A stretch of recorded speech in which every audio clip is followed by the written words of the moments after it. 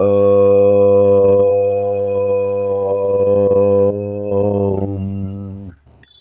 శ్రీ గురుభ్యో నమః.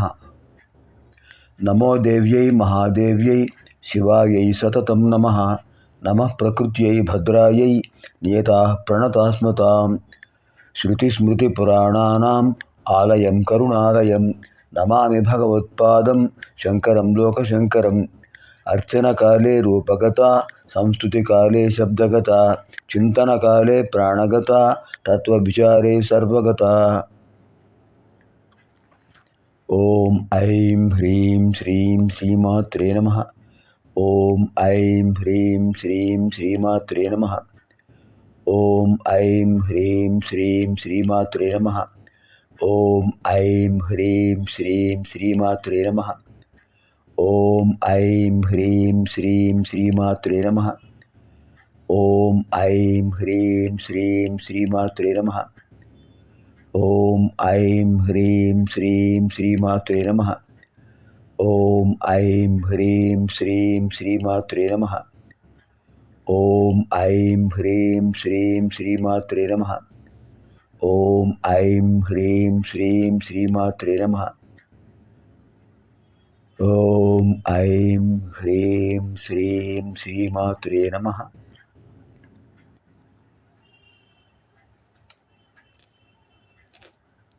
హయగ్రీవ స్వామివారు అగస్త్యుల వారికి ఉపదేశించినటువంటి లలితా త్రిశతి మంత్ర సముదాయంలో ద్వితీయ కూటం కామరాజకూటం. అందులో 6 బీజాక్షరాలు ఉన్నాయి. హ స క హ ల హ్రీం. చివరి బీజాక్షరంలో మంత్రాలు మాధ్యమం చేస్తున్నాం. అందులో 3 మంత్రాలు పూర్తయ్యాయి. చివరి బీజాక్షరం హ్రీం. ఇందులో 4 మంత్రాలు పూర్తయ్యాయి. హ్రీంకారిణి, హ్రీంకారాధ్య, హ్రీం మధ్య, హ్రీం శిఖామణి. ఇప్పుడు మనం 5వ నామంలో ప్రవేశిస్తున్నాం. 39వ శ్లోకం ఇక్కడి నుంచి 42వ శ్లోకం వరకు హ్రీం బీజాక్షరంతో ఉన్న మంత్రాలు మనకు దర్శనమిస్తాయి. హ్రీంకారకుండాగ్నిశిఖ, హ్రీంకార శశిచంద్రిక, హ్రీంకార భాస్కర రుచి, హ్రీంకారాంభోద చంచల. 4 మంత్రాలు ఉన్నాయి. హ్రీంకారకుండాగ్నిశిఖ, హ్రీంకార శశిచంద్రిక, హ్రీంకార భాస్కర రుచి, హ్రీంకారాంభోద చంచల.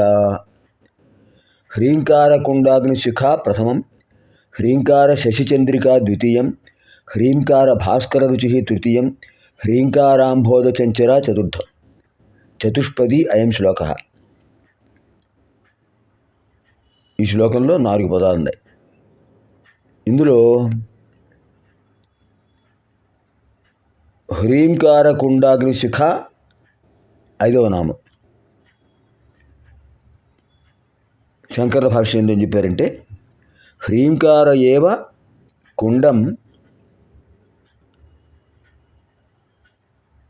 వాచ్యవాచక సంబంధేన పరబ్రహ్మావచ్ఛేదకతయా ఆహవనీయాది సదృశం తస్య అగ్నిశిఖ ఉద్దీప్తేగ్నో జుహోతి ఇది ప్రమాణేన ఆహవనీయే జుహోతి ఇది విధివాక్యావగత హోమధారతాయాः కేవల ఆహవనీయస్యాः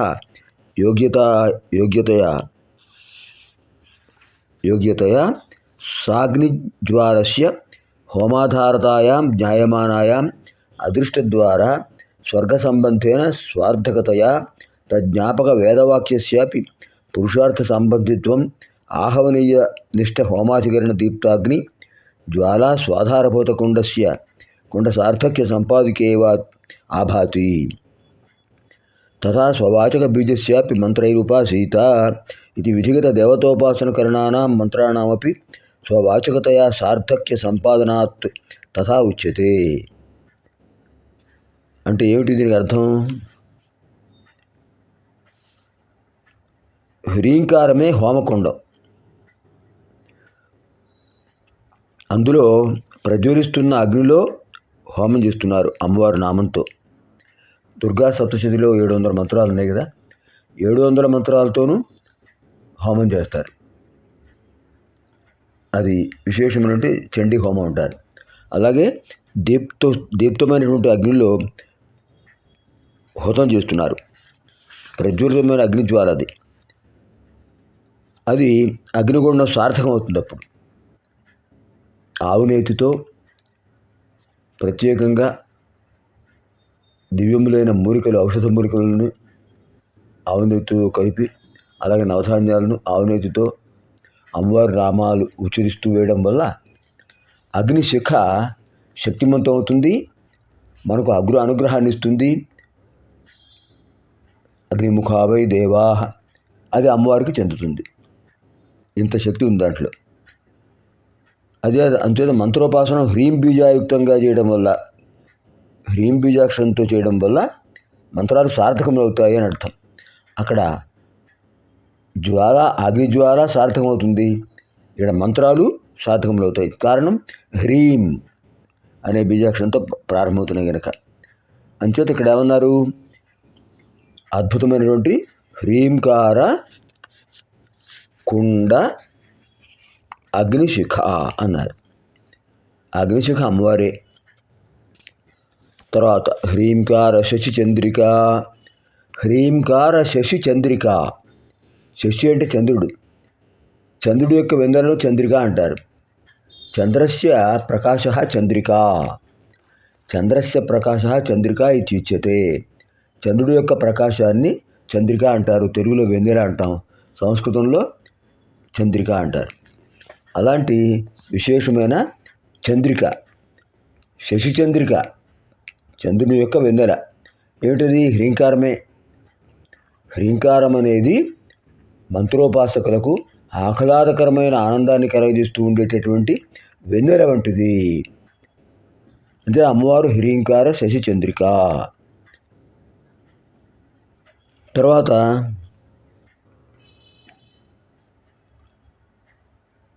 హ్రీంకార భాస్కర రుచి. హ్రీంకార భాస్కర రుచి ఈ మంత్రంలో 2007 అంటే 7వ మంత్రంలో భాస్కరుడితో పోల్చారు. రుచి అంటే కాంతి, తేజస్సు. సూర్యుడి యొక్క తేజస్సు ఎంత విశేషమైంది. యథా ప్రహ్లాదనాచంద్ర ప్రతాపాత్తపనో యథ అని రఘువంశి మహాకావ్యంలో మహాకవి కాళిదాసు చెప్తాడు. అందరికీ ఆనందం కలిగించడంలో చంద్రుడు తన తీక్ష్ణములైన కిరణాలతో తప్పింపజేస్తాడు కనుక సూర్యుడు సార్థకులు అని చెప్పారు అక్కడ. అలాగే మనకు హ్రీంకార శశిచంద్రిక అనే మంత్రంలో అమ్మవారు చంద్రికా రూపము అని చెప్పారు. ఇక్కడ హ్రీంకార భాస్కర రుచి అంటే అమ్మవారు ఆ సూర్యభగవానుడి యొక్క తీక్ష్ణమైన కిరణములే. భాస్కర రుచి, భాస్కరుని యొక్క తేజస్సు ఎటువంటిది? హ్రీంకారమే. హ్రీంకారమే అద్భుతమైన భాస్కరుని యొక్క తేజస్సు, ఆదిత్యుని యొక్క తేజస్సు. కాంతి కిరణాలు లోకోపకారంగా ప్రవర్తిస్తుంటాయి. ఆరోగ్యం భాస్కరాదిచ్చే. సూర్యకిరణాలు ప్రసరించడం వల్ల అందరం ఆరోగ్యంగా ఉంటున్నాం, చరాచర జీవులన్నీ కూడా. అలాంటి విశేషమైన హ్రీంకార భాస్కర రుచి, ఆదిత్యుని యొక్క అద్భుతమైన తేజస్సే హ్రీంకారము. అదే అమ్మవారి యొక్క స్వరూపము. ఇంకొక విశేషం ఇక్కడ ఏంటంటే అమ్మవారు త్రినేత్రి, సోమ సూర్య అగ్ని లోచన. ఇది సోమ, వామభాగం వామనేత్రం సోమ, దక్షిణనేత్రం సూర్య, మధ్య జ్వాలానేత్రం అగ్ని. సోమ సూర్య అగ్ని లోచన. అందుకనే మొట్టమొదటి అమ్మవారి నామంలో ఈ శ్లోకంలో వరుసగా 3 చెప్పారు. హ్రీంకార కుండ అగ్నిశిఖ, అగ్నిశిఖ జ్వాలానేత్రం. హ్రీంకార శశిచంద్రిక వామనేత్రం. హ్రీంకార భాస్కర రుచి దక్షిణనేత్రం. అలాంటి అమ్మవారి యొక్క త్రినేత్రాలను ధ్యానం చేశారు ఇక్కడ. హ్రీంకార భాస్కర రుచి. ఈ మంత్రంలో చాలా విశేషాలు ఉన్నాయి. ఈ మంత్రాన్ని మనం ధ్యానం చేయడం వల్ల, హ్రీంకార భాస్కర రుచి మంత్రాన్ని ధ్యానం చేయడం వల్ల జపించడం వల్ల ఆరోగ్యం కలుగుతుంది. కారణం ఆరోగ్యం భాస్కరాది చేత్. ఇంకా తర్వాత నామం ఏమిటి? హ్రీంకార అంబోధ చంచల. హ్రీంకార అంబోధ చంచల. హ్రీంకార అంబోధ చంచల. చంచల అంటే చలిస్తూ ఉండేది, కదులుతూ ఉండేది. ఏంటిది? అంబోధ. అంబ అంటే నీరు, దా అంటే ఇచ్చేది, అంబోధ అంటే నీటినిచ్చేది. ఏమిటి? మేఘం. అది హ్రీంకారమే. హ్రీంకారం అనే చంచలాత్మకమైన మేఘం అమ్మవారి స్వరూపమే. వర్షాలు లేకపోతే సస్యశ్యామలత ఉండదు, నవధాన్యాలు పండవు. అలాంటి విశేషమైన వర్షశక్తి ఏదైతే ఉందో అది అమ్మవారి స్వరూపం. హ్రీంకార అంబోధ చంచల. ఇక్కడ గురు కృపా కటాక్షం అనేది అద్భుతమైన వర్షం, గురు కటాక్ష వర్షం. అమ్మవారి అనుగ్రహం ఉంటే అద్భుతమైన మేఘాలన్నీ కూడా సకాల వృష్టిని ఇస్తాయి, సస్యశ్యామలతో ఉంటుంది. అది ఈ మంత్రం. ఇప్పుడు 4 మంత్రాలు ఒకసారి ధ్యానిద్దాం. అద్భుతమైన మంత్రాలు. ఓం ఐం హ్రీం శ్రీం హ్రీంకారకుండాగ్నిశిఖాయై నమో నమః. ఓం ఐం హ్రీం శ్రీం హ్రీంకార శశిచంద్రికాయై నమో నమః. ఓం ఐం హ్రీం శ్రీం హ్రీంకార భాస్కర రుచయే నమః. రుచయే నమః అని చెప్పాలి, లేదా రుచ్యై నమః అని కూడా చెప్పచ్చు. రుచ్యై ఏకవచనంలో 2 రూపాలు ఉన్నాయి. ఓం ఐం హ్రీం శ్రీం హ్రీంకార భాస్కర రుచ్యై నమో నమః. ఓం ఐం హ్రీం శ్రీం హ్రీంకారాంబోధ చంచలాయై నమో నమః. పునర్మిలామः ఆగామిని కార్యక్రమే. సర్వేభ్యः శ్రీదేవ్యాः అనుగ్రహప్రాప్తిరస్తు.